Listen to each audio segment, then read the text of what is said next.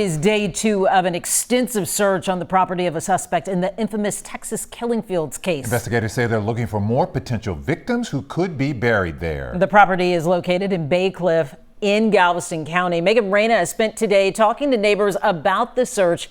She joins us live this evening with their response. Megan.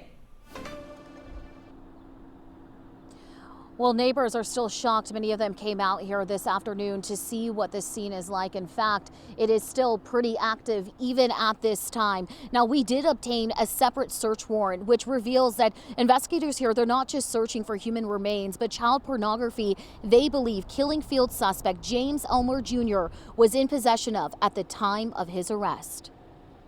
New aerial video from Air 11 shot late today shows investigators' extensive search above and below ground on this property in Bacliff.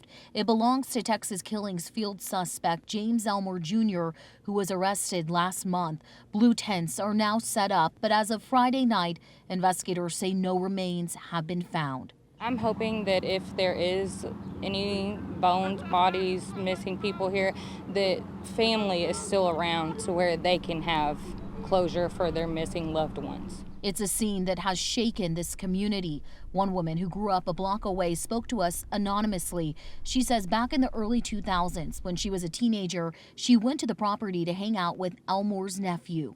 When you heard about what was happening out here with this search, possibly 2 girls being buried in this property, what goes through your mind as someone that knew people that lived there? Yeah, that's very scary. My adrenaline was rushing knowing that I've been to this house more than one occasion. According to search warrants, investigators say James Elmore Jr. told investigators his alleged accomplice, Clyde Hedrick, had buried bodies on the property years ago, back when Hedrick owned the land. Galveston County's district attorney wouldn't say who they could be searching for, but they're committed to finding out if the claims are true.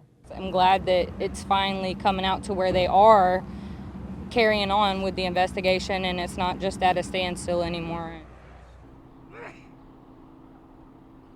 Well, initially we were told this search would probably last until Saturday, but when I spoke with an investigator earlier this afternoon, he told me this is a slow and tedious process, so there really is no end in sight. Reporting live from Galveston County, Megan Reyna, KHOU 11 News. A case this old, nothing can be left unturned. Megan Reyna in Bacliff tonight. Thank you.